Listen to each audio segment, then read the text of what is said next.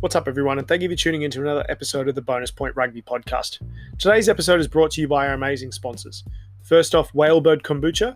If you're looking for a great tasting beverage that is actually good for you, go try them out at your local Whole Foods, Air One, and other health food stores. Secondly, the Rugby Nation. The Rugby Nation are the leaders in strength and conditioning specifically for rugby players. They will be releasing their 30-day Shred Fat Like the Pros program this month, and the best thing is no gym is required. The official challenge begins on November 1st, so check out our Instagram and Facebook page to receive a special discount code around the Rugby Nation. Lastly, OsteoStrong LA. OsteoStrong is a unique state-of-the-art wellness center located in between Venice Beach and Culver City here in LA. There's outstanding results for strengthening bones, joints, and muscles, and in just 10 minutes per week, you can increase your strength, bone density, improve posture, balance, and most importantly for rugby players, your athletic performance. If you're interested, go check out osteostrongla.com to book your free consultation today. Without further ado, let's jump into today's episode. Enjoy.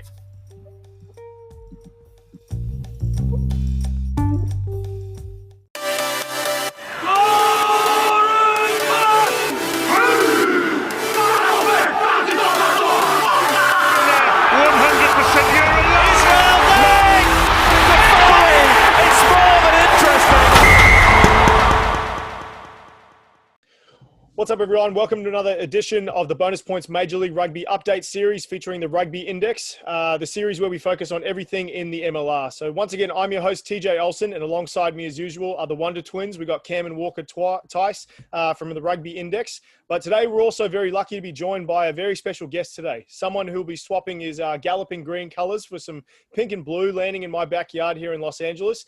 Please welcome the newly appointed General Manager of the brand new LA Giltinis franchise, Mr. Adam Freier. Welcome to the show, Adam. How are you doing today? Yeah, pretty good. Thanks for having me. Very passionately been watching a lot of the media and the comms out of the MLR, and I appreciate your show and appreciate you having me on. It's a real honour. No, of course, we're super excited to have you on the show today. And today, before we do the roundtable side of things, we have a lot of questions we want to ask, but we just want to jump in today, and I want to ask you a little bit about your playing career specifically. So obviously you're a former Wallabies player for Australia with over 20 caps, and you also have played 100 caps spanning across 3 Super Rugby teams. Plus, to top it all off, you recently just played for Randwick over the weekend and Shoot Shield last weekend, so which means you've played grade in spanning across 4 decades. So the first question I want to ask is, how have you been able to keep the engine going this long and still being able to play some quality footy? Well, look, yeah, it's been a long journey. I think I played my first game down at Randwick in 1997 and then grade in 99. And last weekend was my last first grade game and fortunately qualified for second grade. So I've still maybe got 1 or 2 more. But look, I live on the notion and the promise of if you're professional players should not stop playing just because they're not getting paid. And I wrapped up my Super Rugby career. I hit over 100 games and I landed in a place where I was, I'd been at 3 clubs, I'd given enough as I could. And then I wasn't giving up on rugby, but had a couple of years off, then worked really closely with Michael Checker in the Wallabies environment, sort of got the love back for it and hung in there. But what's kept me going? Probably, I've got 3 daughters, and I'm proud of the fact that they're at training with me every night. I've got a wife that's very supportive that actually lets me play, and I know there'd be a lot of listeners out there that would know that running across to the park Tuesday, Thursday nights. They're ready to know your secret. But I'm very supportive on that level, and just to be able to enjoy it with my children, and they're in the change rooms hearing the team song. They're warming up with the captain on the field. Like it's a beautiful thing. And the one that's pretty unique is family's everything. And also at the end of the day, the club I play for, Randwick, it's just an environment you don't want to leave. And I owe a lot to them as a club and as a community. And who knows, if I can give them a premiership on the way out, great. But and the other thing that does sort of stop you playing rugby is moving from Sydney to Los Angeles. I'm looking forward to that. And I won't say I'm in deep talks with the Santa Monica Dolphins or anyone like that, but I'm ready to hang them up. And I'm hearing divorce is pretty expensive. Yeah, there you go. That's a great point. Well, I also want to talk about how your professional career began. Speaking of a professional career, because from my understanding, you received your first contract for the Brumbies while you were playing 3rd grade, and you were also recruited by another Randwick man and by the name of Eddie Jones. So now I've read his book. I think he's pretty good. I think he's one of the greatest coaching minds in the modern era. And the question is what was that transition like into the professional game, and what was Eddie like as a coach? Oh, look, a few questions in that. But firstly, playing down at Randwick, and I did give the club a rap before, like the DNA part of that Randwick community is pretty strong, not just locally here in Australia, but around the world. You've got, coaches that have come out of there like Bob Dwyer, Eddie Jones, Michael Checker. They're household names. And even you go down another layer, the assistant coach of the Wallabies is Sean Byrne, who was a playmaker there. So there's an incredibly powerful magic that comes out of the club. And just by accident, Eddie Jones was there to watch a game of first grade for Randwick. And I think third grade were playing at 12, Randwick first grade playing at 3.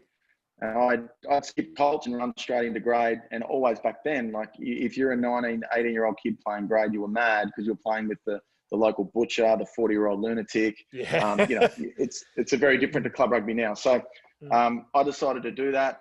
He saw me within 2 weeks. I was down in Canberra running a beep test and signed a $6,000 contract, and the rest is history. But Eddie Jones as a coach, you just said here, he's the best coach that you'd ever met. He's the best motivator. And I would say that, and I say this to anyone, you get a cocky kid out of the eastern suburbs who's been brought up as a single parent in a small home, then you get someone like Eddie to take you from an 18-year-old kid and have him as your coach till you're sort of 25, 27, that everything happens for a reason. So without Eddie's guidance and tough love, and being a real solid sort of pillar in my life of actually becoming the person I wouldn't be playing rugby. I wouldn't be here on this call. I would be involved. I wouldn't be in sports admin at all. So a lot of my good habits, which I've picked up on the long way, like work ethic and like being part of a community and actually being part of a team, is from Eddie. And it's funny, there's people around the world that would give him,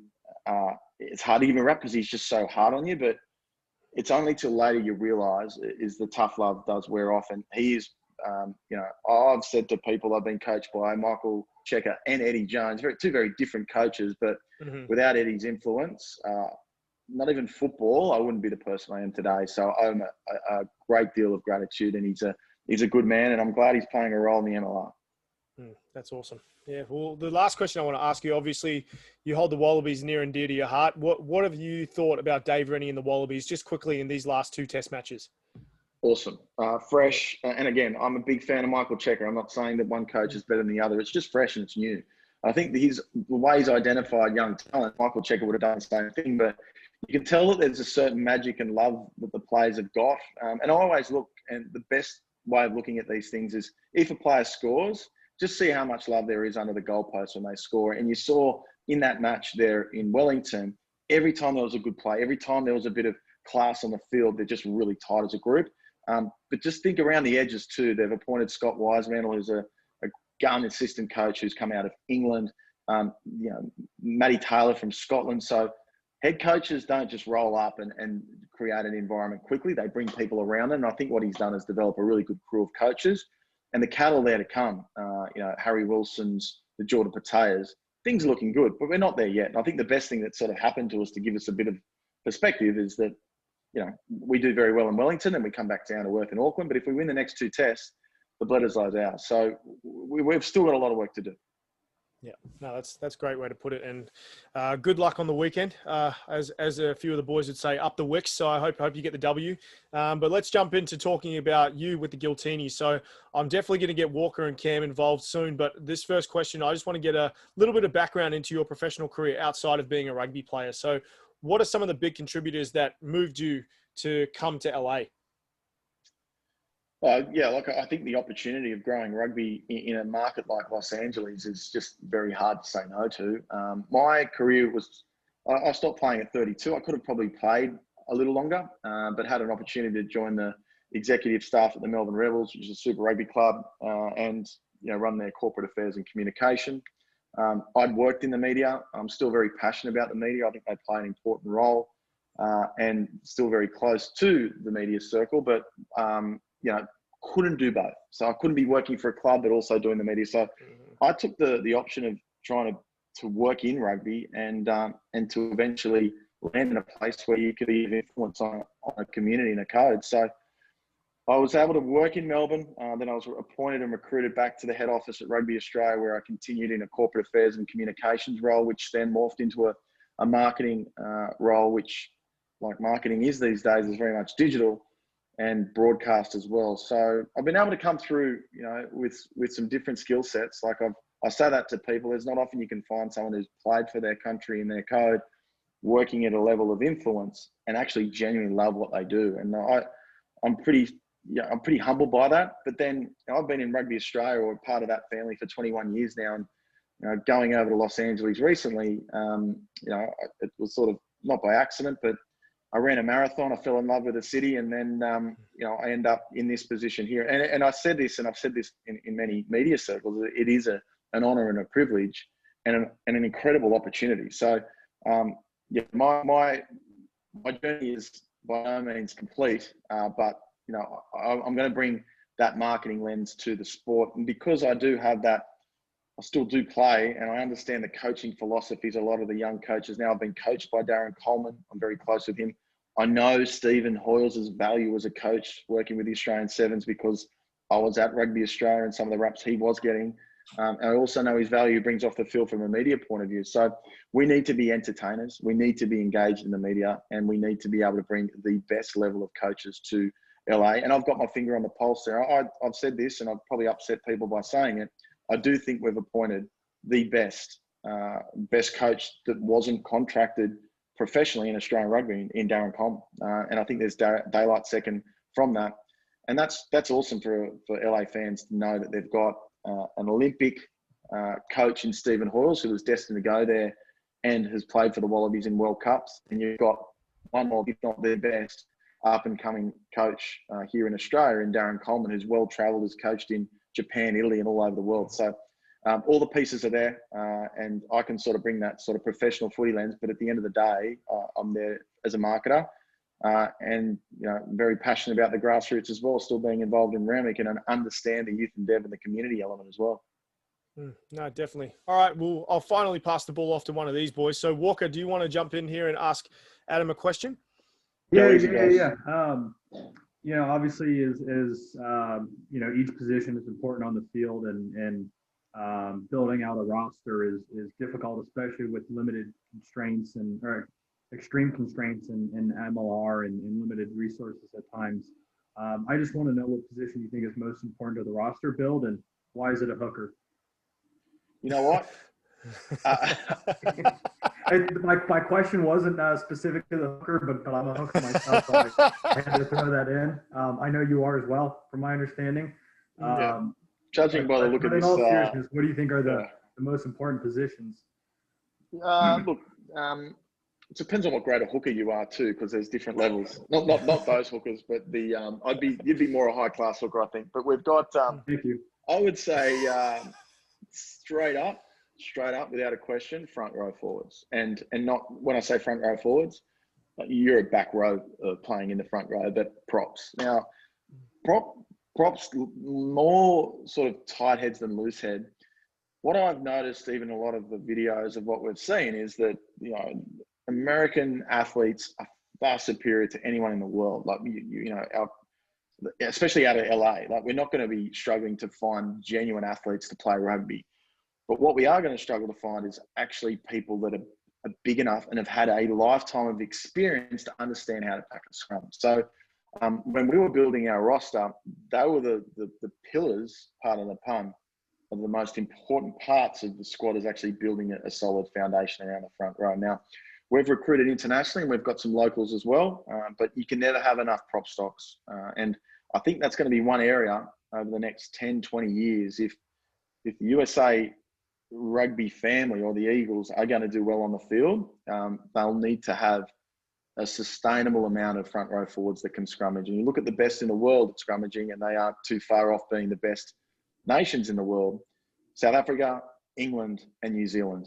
Now, there's no coincidence that they're dominating world rugby, because their prop stocks are so high. So yeah, that's an area I think we can all work on, and that's an area that we've targeted. And we've still got 2 positions left to fill out of the squad of 35, and one of those is a front rower.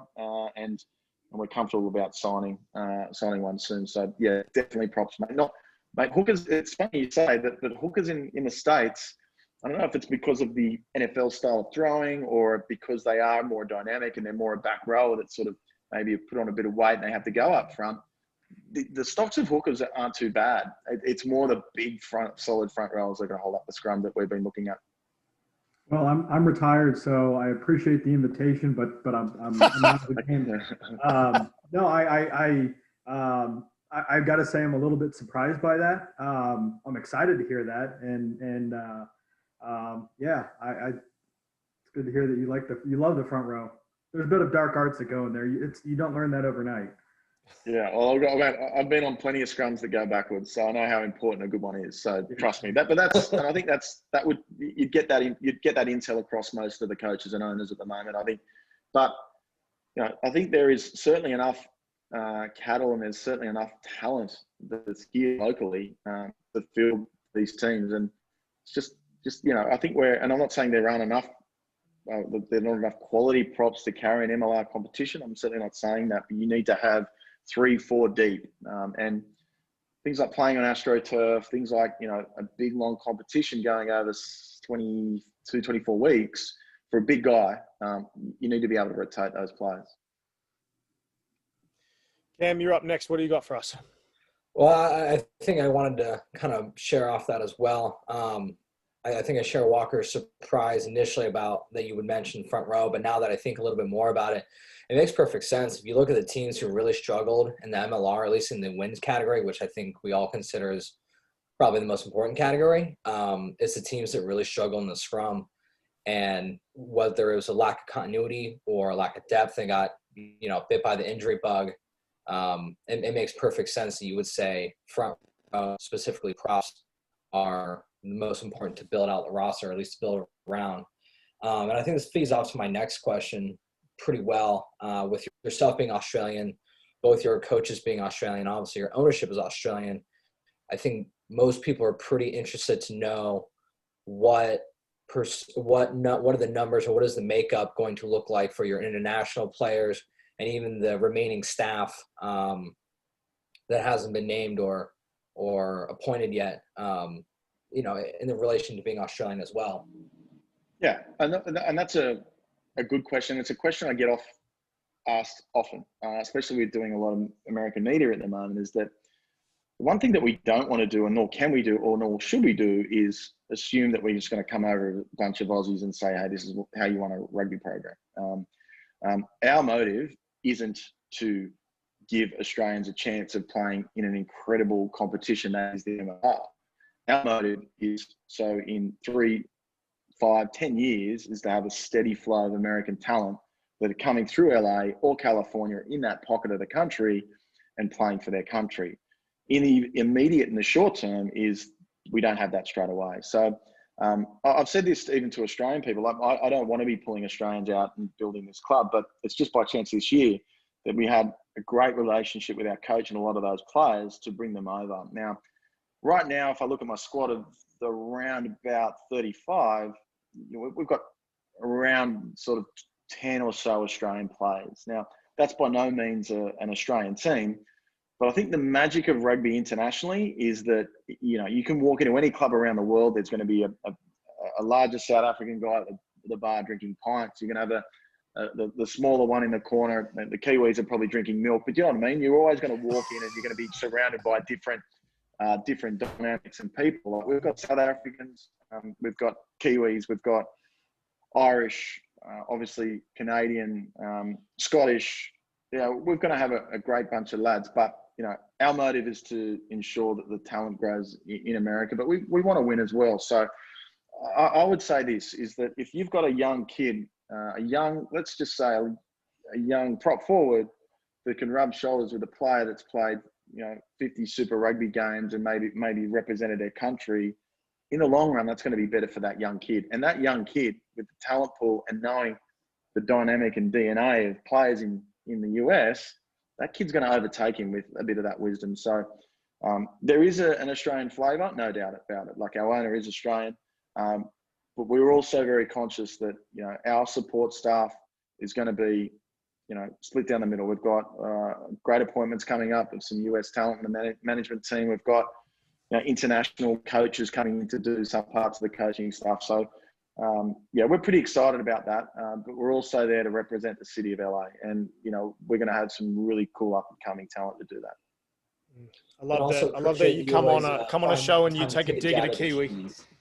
No, I'm just like, you go to the bar. I think I'll tell you the one thing: if you walk into the bar, you'll know where the Aussies are because they're talking the loudest and the longest. So I'm happy to take the piss out of Aussies as well. Don't you worry. I must be honest.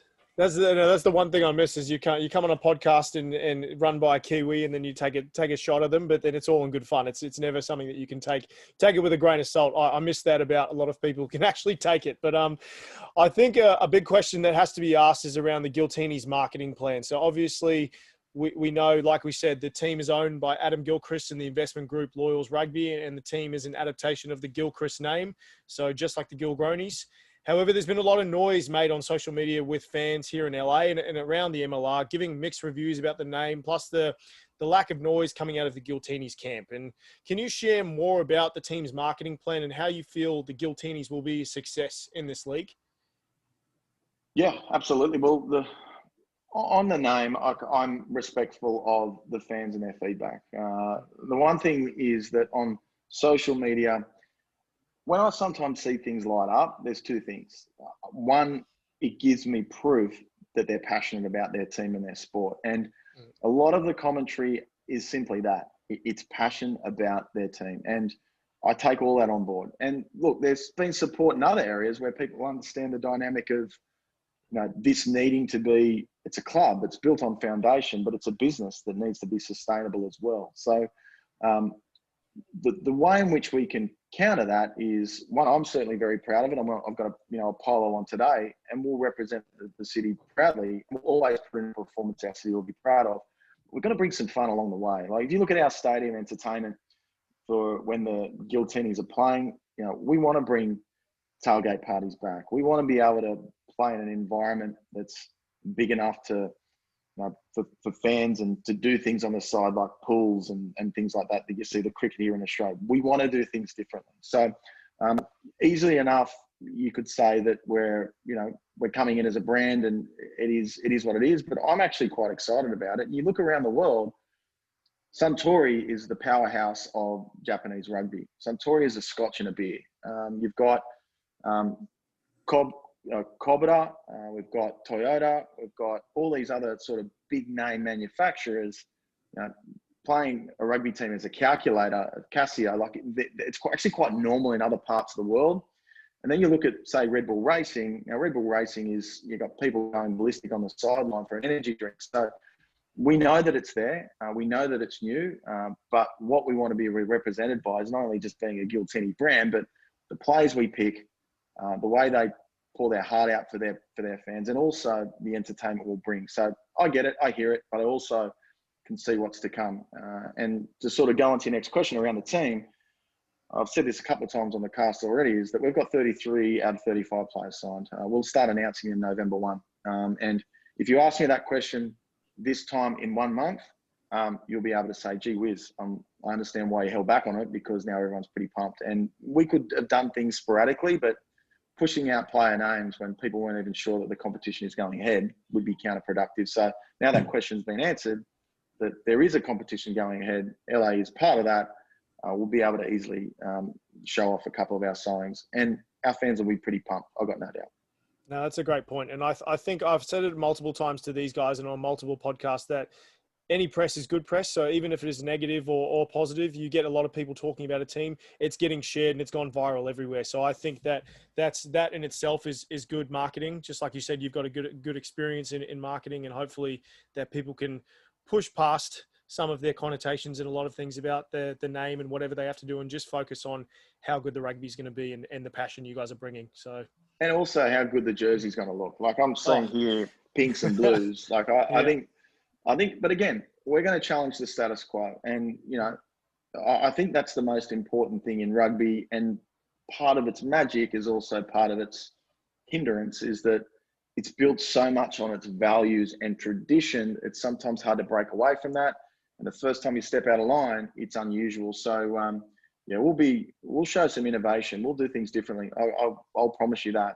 And it could be from what we wear to how we play and how we present the sport and how we party. It's going to be a good time, not just for people that want to come and party, but we're going to have a real focus on families as well. And I think that's important to note is that we want as many. I say that we want as many smiles in the stands as possible.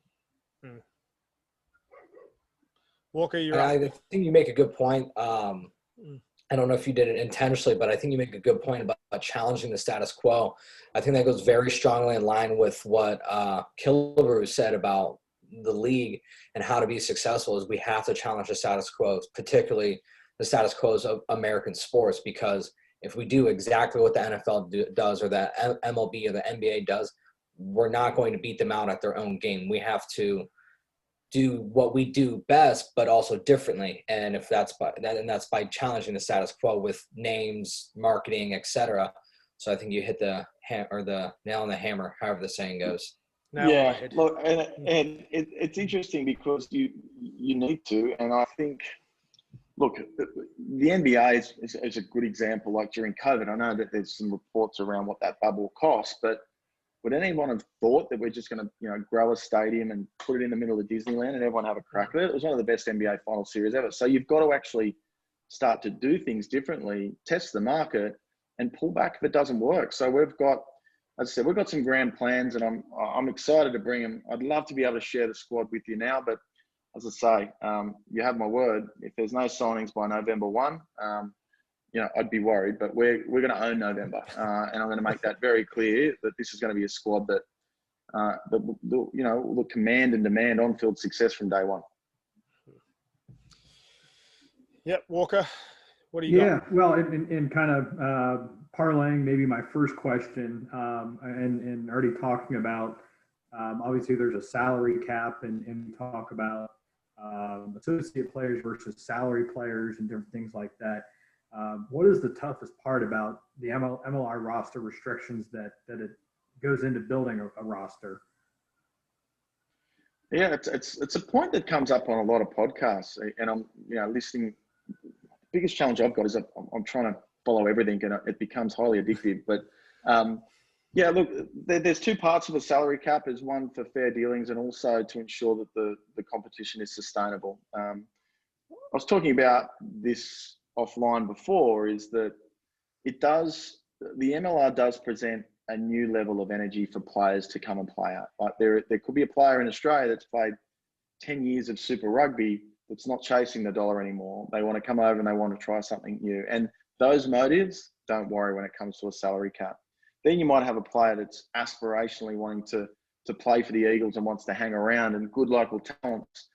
You want to have those players in your team, so that forces that part of your cap up. So, look, it's people are coming to the MLR, and let's not hide away from the fact some of our international stars are past their best. But to be able to bring them in, and for able to bring in players that want to, explore a new market. They might have something that they're working on the side to enter it into the US. Their motives are very different. So sometimes it's difficult, but other times, I think most of our players are going for a couple of reasons. One is LA's, you could argue, is the sporting capital of the world and one of the most livable cities. It's an awesome place to be.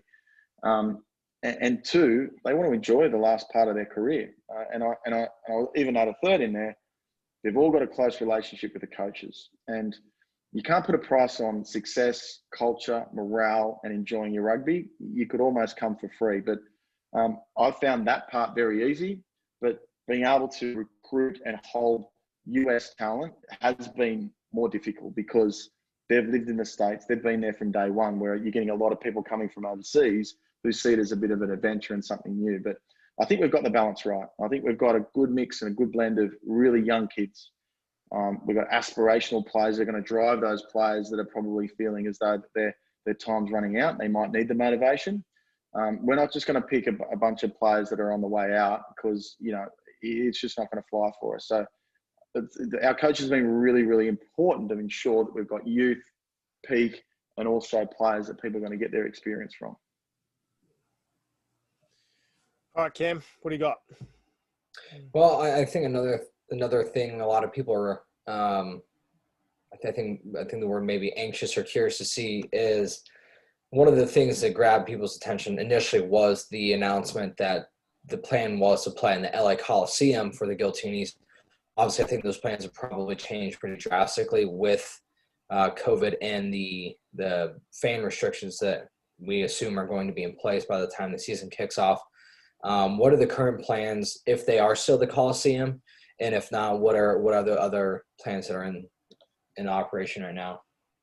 If you could do me one favor and predict what COVID's going to do for the next 6 months, you're my starting 5'8" CEO and head coach all in one, because I reckon you're going to be very rich, man. But look, it's a fair question, and I don't think any stadiums actually deals are secure at any stadiums or where they're playing. We've got different plans of A, B, and C. We've got the one thing that we do have on the ground is an incredible tight sporting community. And it's amazing, even from a facility point of view, is, we want to play out of somewhere that, we can have a strategic relationship with. The whole country's on standby. We do have a plan for what a COVID impacted environment is. We've got one for full fans, but an announcement on stadium will hopefully be at the end of November, just till we see what the lay of the land is. But again, if I'm going true to my values of what I've said on this call about being an entertainment brand and an entertainment business of what we want to try and do, our stadium needs to cater for that. And it needs to have an element of party out the back, good footy on the field, and an area for kids to play and families to be at. So we're going to be ambitious in what we want to try and fill. Did you just refer yourself to as a mullet? Yeah, I was about to say, it's basically a mullet. Business in the front, party in the back. Yeah, good. No, I'll tell you what, you wouldn't believe it, but I used to have one of those things, and now the rugby gods can be cruel to some of us, and they reckon that if you push too much as a hooker, your hair starts to fall out. So I'm. That's why it is. I understand that. It is, but I'm not being corny or cheesy there. Like that's what we want. We want people to arrive at 2 or 3 hours before the game. And if you've been to see a test match in South Africa, or if you've been to any of the college sport where you can do that, like Twickenham's a bit different because they have cucumber sandwiches and orange juice, but we want to have a bit of fun. I think that there's no hiding that, but we want to make sure that the fun will be up from our fans. But gee whiz, we don't want that fun to carry on to our playing group. And knowing Darren Coleman, he'll work them pretty hard. They'll be the hardest trained, hardest working team going. I've got no question on that with the staff that we've appointed there. So although it'll be a party in the stands, our team will be doing everything it can to win, and that's going to be hard work. Yeah, I know DC's ready to crack the whip, so that'll be good. So this will move on to my next question, Adam. We've spent a lot of time on this podcast, and I spend a lot of time passionately talking about development pathways and how USA Rugby can improve their pathway program. And while we as a group and me specifically don't have 100% of the answers, I'm definitely never going to say that I do. I definitely think that we've made some good contributions or ideas in regards to the potential ways they can improve. So before we speak about LA specifically, have you had any interactions with the league about what their development plan is and what specific focus they have? Yeah, that's a fair question, because the first thing that people will say is that, if you play as a Giltini, how does that represent the community? So we've got plans underway from a youth and development point of view of appointing a world-class coach to run that whole program. And again, I would like to say that will be announced next week. And I think it's important to sort of not to bite off more than you can chew in this instance. Now, I see a very clear pathway, 14, 16 and 18. And now, do you take all three of them on at once? Probably not, but you can start to work your way back or work your way forward. Like, I want to be able to see as many young kids, boys and girls, in a pink training shirt or a blue training shirt, with a hat or a backpack representing rugby in their city. Now, I'm a firm believer in that, and I think it comes down to kit and actually having a purpose. Now, if I can get some of these teams together, which we will, and they'll be branded as LA, I think that's going to be a huge part of the success of the program, not on the field, but off the field as well. And I'm a big believer in that. I've spoken to most of the clubs in LA. When I say most, the coaches at Belmont Shore, Santa Monica have been incredible. The whole community around the Giltinis, the foundation is built and it's set there.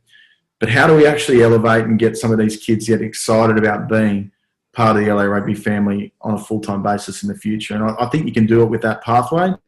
I think there has to be an element of a women's program, not because it's the right thing to do, but that sport is it's the fastest growing sport on the planet in women's rugby. So, and a lot of these women's players, you're good at 15s, drop back to 7s and go win a gold medal. But that's a real exciting thing for an American fans to get behind it. They love their Olympic gold. So the youth and development side of things I am passionate about. I sit on a foundation here in Australia. I've been on the Randwick Rugby Committee for years, and a club without juniors it's unsustainable. So we know how important that is, and we want to do it through that age bracket. And it's not uncommon to do it that way, but if you've got parents of a 14-year-old kid that want to go watch little Johnny or little Mary play, and I'm not doing this from a marketing point of view, it's just the added benefit of it, they're going to be following that kid for life, and they're probably going to be following the team as well. So we know how important it is to work backwards to go forwards. And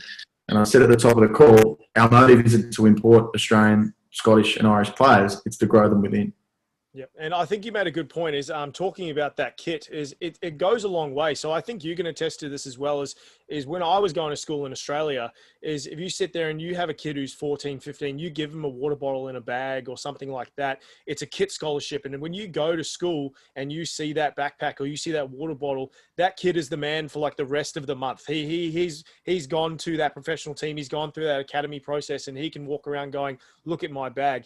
It's insane how one little thing can make such a big difference. But I think you're 100% right. Getting that around in the communities and making that known just by giving a few T-shirts out and getting those kids excited about the team will go a long way. So, yeah, and definitely. Also provide them with an opportunity to go and be successful and show them the values of rugby. But we just wouldn't hand out any of those singlets that are the red San Diego singlets. I just wouldn't do that to it, man. Terrible coloration. Marketability at all. But to be fair to San Diego, like as far as a unit of California, it's important that we work with those guys on similar concepts, because we want to be able to have rep teams and playing against people next door. And the guys from San Diego to date have been very supportive of personally myself, but also the LA Giltinis. So if we are doing any youth and dev, it's important that we're aligned across not just the California part of the region, but also, important across MLR and also USA Rugby. Just a quick question to that. Do you think you guys would ever consider doing like a California Cup or like a San Diego LA rivalry that you guys could, how a lot of teams, they have that rivalry in that one cup? Would that be something you guys would consider? Absolutely. But I would consider it on many levels from a professional, but I'd love to be able to do it from a youth and dev point of view as well. Like I'd love to be able to play, 14s are playing for this cup, 16s are playing for this cup. I think it's just so important to be able to have, for kids to have goals, to be aspirational. And, with rugby, what you do learn along the way is that not only is it a fun sport, but it's probably one of the only sports where you call the referee sir, that you clap the opposition off, that you have a set of standards and values unlike any other in the world. And that's the part of rugby where I think excites me most about bringing it to the US. Now, we've got, rugby's always seemed to be a bunch of blokes around a pub telling stories. And I think that's a bit of an Irish pub, or that's the perception. But if you drill down into it, like there's some unique things about our game where, you don't survive without the fat guy at the front or the skinny guy on the side or the tall and thin one. Like every position is completely different, but without that one position, it doesn't work. It says a lot about life as well. Oh, yeah, definitely. All right, Walker, you're up. What do you got? I think this might be our last question, at least as it pertains to the Giltinis. But maybe I'll give you a little bit of context to this question. In MLS, Major League Soccer, they have one of the most, I'll call it dynamic roster mechanisms and different roster spots, designated players, homegrown, and so on. Is there a designation or an acquisition mechanism that you would like to see the league adopt?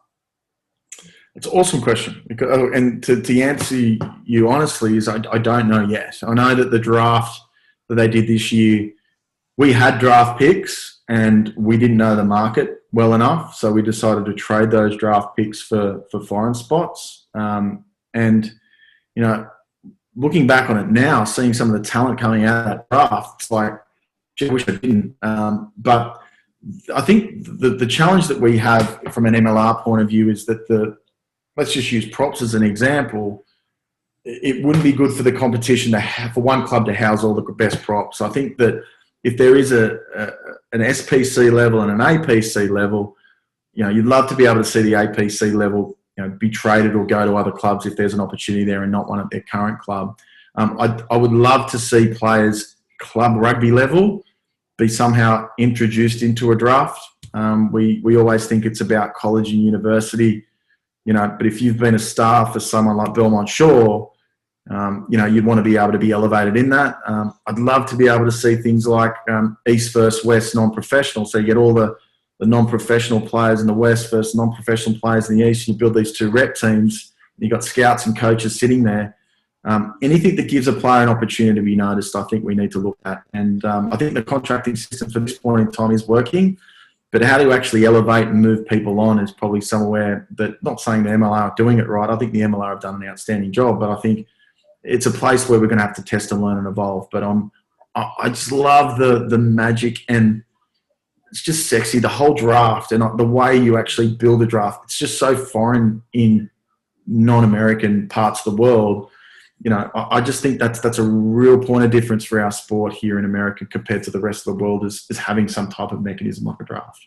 And we've spoken about it multiple times on this, is the pathway to professional league or even to a high performance sector for rugby. It's very unknown in the US. So I think someone with your experience coming in and trying to not necessarily dictate it should be done like this, but providing a helping hand and saying, hey, we should maybe give this a go, or this could be a potential way that we could provide a club pathway to a professional pathway. So that it's definitely something that is needed in the US 100%. Yeah, and not just from an MLR point of view, but how do you engage with USA Rugby as well? Like they're an important stakeholder of how this all works. And I think it's really important to make sure that those two organisations blend. And again, I've repeated myself a couple of times, for the betterment of USA Rugby. Like it has to have, it's for our fans, and you build the product organically. That'll happen. But at the end of the day, you want, you know, USA Eagles, you want them top 5 in the world at a certain point. And if those two organisations aren't working together, I know they are, but you know, how do you build in mechanisms and drafts and youth and dev programs that complement one another? It's very important. So just before we move on, Cam, have you got anything else you wanted to ask quickly, or are you keen to move on to our bonus point segment? I'm ready for the bonus point, always. All right, let's do it. So it's called the bonus point for a reason. And before we talk about... Before I go, I'm going to do something really strange. I've got to move to a battery charge. So do you want to just press pause for one tick so I'll just go get my... We'll take a quick break and we'll come right back. All right, welcome back. So just before we jump into our bonus point segment, I just want to talk to you, Adam. Where did the inspiration come for the artwork behind you? Oh, that's my wife. Don't bag her up, mate, because she'll bring you down. But she's an interior designer. But I've just also noticed that it sort of works well as a bit of a hair helmet. So I look like I'm wearing some type of mask. But it's actually... it's supposed to be a self-portrait, but she's, I actually don't think she'll be watching the show. So if you've got any feedback on it, please share it. But I actually like it. I definitely won't stitch her up. I think I said that to you previously. What do you guys reckon? Oh, it's better than him or who else, but yeah. It was better than the other day. I was sitting here I took a photo of him when I was in New York, probably around 20 years ago, and it's all blown up, and I'm sitting here speaking another podcast, and there's New York in the background. They didn't even realise. So lucky it's the most Californian thing I've got at the moment. So hey, it's COVID. We can do whatever we want. Hell yeah, there we go. That is I true. love that. Well, can I ask what I think the background of it? Like, is that a towel in the background there? Or is that strategically? Is that interior design 101, or that is who designed your home? That's This is a little map of the United States that we were supposed to fill in with all the photos as we each visit each state, but as we've come to find out that cutting out a photo in the shape of each state is incredibly tedious, and so it hasn't made it up there yet. And the throw blanket. That's good. Nice touch. You got it. You know exactly what It's all my fiance. She's the interior designer. I can't take any credit. Okay, passing the buck. There we go. All right. And with my blank walls, you can see that I am single. Clearly, and blind with the shirt you're wearing. Anyway. Everybody loves a good Hawaiian shirt. Throwing shade, I love it. All right, let's get in this bonus point segment before we have some online boxing matches. But it's called the bonus point for a reason. And this weekend we've got the Bermuda Tens competition starting. And just before we talk into the specifics about it, Adam, I want to talk to you about your experience playing in Bermuda because you've played in the Classics tournament over there. So what do you think is the most exciting aspect of playing like somewhere in Bermuda? Oh, it's such an incredible part of the world to play rugby at. Really fond memories there. We played as the Classic Wallabies and we brought a couple of rugby league players. We did really well. It's just a good part of the world to do exactly what they're doing. The Giltinis weren't too far off going, to be fair. We spoke to them probably just about 3 or 4 weeks out. We just ran out of time. We do have some Giltini players over there that aren't announced. It's actually quite hard to attend. Like, you think you're going over as a Classic Wallaby and, going over just to have a few beers and sit in the sun. But when the footy's on, it's full noise. And, I'm sitting back looking at some of the teams here and not sure who I'm going to be barracking for, but they'll be in for a great time. And part of the magic and the DNA of rugby, you can play it anywhere in the world. And you're going to bump into all different walks of life. But, yeah, I'm quite jealous not only to be there as the Giltinis, but to be over there playing as well, because we had a lot of fun last time. We did win it, and we weren't allowed back. That's because you won too big, or because you celebrated too big? I think it's the latter. Prefer not to comment. No, I won't lie. That we were too good on the field. I think we were the Classic Wallabies. We were the Classic Wallabies that had a few people that weren't that classic. Yeah. You know what I mean? You can't have a 25-year-old classic that's scoring. Because we had players in there that were former Sevens players, so we dubbed them as classics. But they were in their prime. But look, hey, they were the rules, and we'd love to be back one day. I'm genuine about it. I spoke to the guys; they're very ambitious, the owners of the competition, and what they're trying to do as a league. Full marks to them. It's a great concept, and everyone over there will be having a good time. They'll be enjoying their rugby. It won't be easy at all. Next year it's on. Okay. Well, Walker, I know you've got a couple of questions specifically about lockdown and some of the distractions that may be in. So I'll let you jump in and. Yeah, the first one, obviously, we're all facing this phenomenon, of the pandemic, and do you think the climate of Bermuda is going to face? I mean. It's obviously a very warm climate to begin with. Do you think it's going to be an added challenge, and how difficult do you think it is going to be for the guys to go from lockdown to training on their own? Maybe in some cases, maybe not training as hard as they probably should be, whether it's limitations or, obviously guys are motivated when they're with the group, probably more than they are on their own. What challenges do you see that facing, and how do you think they overcome them? Are you talking about the guys in Bermuda now? Yeah. Look, it's an interesting thing. I think if you've got a club rugby player that's going over there and is elevating up to a standard, I think they'd find it difficult. But I think what I've found is that players during COVID done things differently, but they're high performance athletes. Like everything they do is around performance and planning. And all you're doing is just sort of recalibrating the way they work. Like, home gyms, Zoom calls, Zoom reviews, all those sorts of things. It's more a mindset, and I actually think it's great. I think it is a bubble. They're going to be working in different environments. You are going to get some players that would have prepared better than others, but I just think that players are actually quite adaptable when it comes to that stuff. So, like right now is Darren will be talking to coaches and going through different things on Zoom, and that's what COVID's done, is actually given us a way to do things differently. But I'm with you. If I'm thinking about the players that we've allowed to go over, we wouldn't have sent them over if they hadn't played a lot of footy, or if they weren't in good condition, because its risk of injury goes through the roof. Yep. And that kind of leads into my next question. Obviously, again, it's a very warm climate, and I mean, both Cam and I have been following quite a bit on social media, Twitter and Instagram, and it's an absolutely beautiful place. And fitness aside, do you think being in a climate like that on the beach, in a beautiful place, is it gonna distract them, or is it gonna enable them to maybe just have a more positive mindset? You're coming out of a time where things were certainly pretty doom and gloom, and guys were frustrated. They're back to playing. They're in a beautiful location, and personally, I always played better when I was having fun, and not necessarily, drinking and that sort of fun, but if I'm out with my buddies having fun, the camaraderie is there. I'm back with the boys. We're on the pitch. Do you think that's going to be a positive for the teams, or how does that factor into their preparation? Yeah, I know exactly what you're saying. And I'll give you the two examples. I've had one Super Rugby coach when we used to go to Cape Town.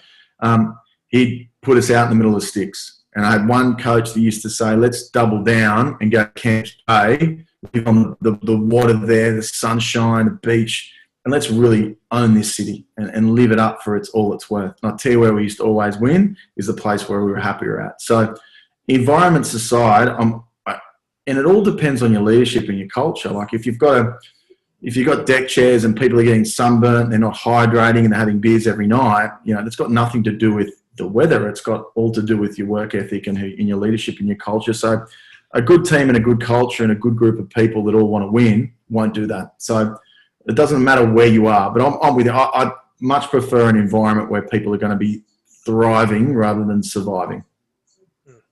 No, definitely. All right, well, let's get stuck into talking about the competition specifically this weekend. So obviously it kicks off this weekend and it goes through to the start of November, and we've got a lot of great North American players playing in this tournament, also a lot of great internationals for some very interesting teams. So what I want to know is who you guys think are some of the most promising players in the competition, and who are you picking to take it out? So the order will stick with the same. So it'll go Walker, Cam, Adam, and then I'll round it off. So Walker, your, I guess, player or players who you're excited to see, and which team you think will take out the cup?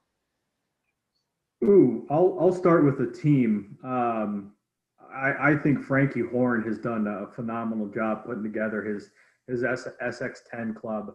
And Adam, sorry, I didn't see any Aussie clubs in there. So, maybe when they go full scale next year, but, I think his leadership and experience, obviously he was a sevens player himself, different format of play, or a different style of play, but similar format. And then you've got circuits and multiple consecutive weeks where you're, it's a different format. I don't know. I think his experience in the sevens format, consecutive matches like that, and sort of the tournament every single week format is going to be beneficial. But then beyond that, and I'll kind of parlay this into the players that I'm excited for. I think everybo's excited to see Cecil Africa in 10s, or just let alone on the field. I think it's interesting. There's a variety of skills there. You've got a pinnacle player, maybe a little bit past it, in Cecil Africa, but you've got some really young kind of unknown names there that either came up through the combines or have been picked up from club rugby and are based, you look at Rhino Rugby, and their foundation is an academy. So I guess it's a very broad answer, but I'm really excited to see the disparity of, I don't want to call it talent, but just background. Mm-hmm. Cam? I think, I'll lead with, much like Walker, with the team that I think caught my eye the most. And that's definitely the London Royals. I think they're going to be a tough matchup for a lot of teams if they're able to play their game. I was looking through a lot of the roster constructions, and the Royals I think they're predominantly all backs or sevens players, which you would consider translating to backs. So I think in the scrum, it's going to be very interesting to see how they choose to pack down. And to, I guess, make the point that there are rolling subs. So I don't know if they're going to be able to substitute players in specifically when they are forced to pack down. But I think that's going to be a very interesting thing to see how they choose to. I mean, even when they are going to pack down, even if they sub in, it's probably going to be just someone who's a little bit bigger of a back. But I think all those sevens guys, Davis, I'm trying to recall some right now, but I think some of those sevens, the guys that are pretty much in their prime of sevens or their careers for the sevens team in England, not really knowing what their future holds with England essentially canceling their program. And we don't know what the functionality of a Team Great Britain will be. I think it's a huge opportunity for those guys to get on the pitch and just have some sort of continuity. But I think the other thing I kind of touched on it, was when you see a team like England, who is predominantly backs, versus a team like the Aviators, where I think at least half their team is true forwards that you would see in a 15s pack down. So I think the dynamic of plays or styles of play will be very, very fun and interesting to follow. All right, Adam, you're up. Yeah, look, I think just not too close with it, but look, I played with Tj Olsen and I know him pretty well, and he's a great coach and a great guy. And I know the Asia Pacific Dragons have had roles in World Series rugby.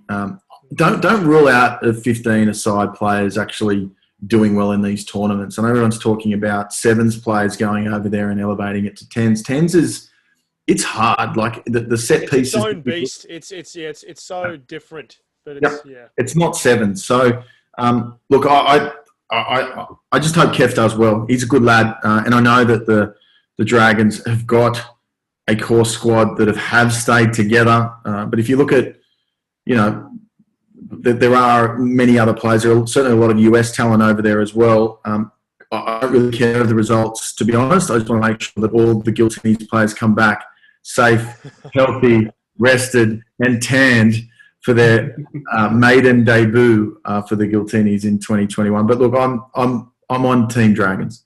That's the best general manager answer I've ever heard in my life. That's awesome. But yeah, no, shout out to Tj Olsen, South boy from my club. So I love that guy. He's awesome. But I'm mad at Walker because he took my spots. It's I think when you come down to it, like I said, it's its own beast. Every time I try and predict who's going to take it out, I'm always wrong. It's every time I watch the Brisbane Tens, I think you look at the team on paper and then some young gun team or some old veteran team will just come out and just smash the other guy. So I'm excited to see. I think the SX10 and the London Royals, like you said, Cam, I think they've got a lot of promise. And you've got guys who have got a lot of experience. So you've got sevens guys like Dan Norton. You've got Shalom Suniola, who comes from 15s. And I think they're going to make an outstanding claim to that tournament. But I'm excited to see Cecil Africa. As soon as I saw he was signed to the MLR, I jumped out of my seat. I ran into the living room, showed my girlfriend, and I was like, we're going to the first game that he's going to. So when you pair him with guys like JP Duplessis, it's going to be amazing to watch. And yeah, so I'm going to back the SX10 team. But yeah, so many deadly teams and players in that competition. But yep, super excited to watch that. Can't wait to get stuck into watching that over the weekends when there's a little bit of a break in Test match rugby. But I want to end the show today. Just like I started, I want to take you down memory lane, Adam. So we've got a couple of interesting stories I've heard about you. So there's a man who has been one of my coaching mentors here in California, who's currently coaching at Cal Poly in San Luis Obispo, a regular analyst on the show. He also went to school with you. He goes by the name of James Tesserero. So I know that he was a couple of years younger than you. You guys played a bit of basketball together. But the first story I heard was you were living in Melbourne at the time. And I didn't get the full story why, but you would be flying from Melbourne into Sydney onto a Saturday, going straight to Coogee Oval, and then you would fly out the next, like the same night or the next day. Were you missing club rugby that much that you were willing to make that trek across, or was it something else? Gee, I was thinking of so many worse stories that James could have told. Look, he's a good guy, James, who really loves his rugby, and I know he's doing some good things where he's at the moment. But no, I'm always keen to play footy. Only recently on a holiday here in Australia in Byron Bay, flew back for a game, and I didn't tell my wife till I was actually driving to the airport that I was going to be out away for the night. So, and maybe it's all worth for something, because at the end of the day I'm going to retire and there's going to be a number that might get me over some type of milestone. But I did that a lot in Melbourne, and it cost me a lot of money, but it's well worth it. But no, he's a good coach. He's a great guy.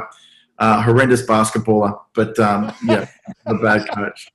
Oh man! So this second story, you might actually give him a bit of a nudge when you hear this one. So it's a pretty funny one. It's definitely unique. So from my understanding, James was a development officer in country New South Wales, and he brought you out for a session that he was running in Tamworth. And James supposedly promoted it to a local newspaper, and the news reporter looked up your bio according to a Wikipedia page. And this is where it gets interesting. Supposedly one of your mates has altered the bio at that time and was a fact in the news that wasn't quite accurate. Do you remember what the newspaper had printed, or who you? Yeah. The most important part is I want to know who you suspect changed the Wikipedia page. A very deliberate yes. No, I've made the papers there's an old country town here in Queensland called Goondiwindi, which is an Indigenous name. I've never been to Goondiwindi in my life. So my mates get on and change my Wikipedia profile. Then I had local Goondiwindi news ringing me saying that, which is 8 hours away from where this is. I had local radio stations from Goondiwindi thought that they'd unveiled their first ever Wallaby player. And look, I was big in Goondiwindi for about 5 minutes, but until I had to decline most of my stories. But the most recent thing is my mates got on and changed my Wikipedia page and changed my profile photo to some other photo of me in a Hawaiian shirt or something where I was at a classic tournament. I don't know how to pull it down, so I don't know how to update it. So I just go with it. People know who I am. Yeah, but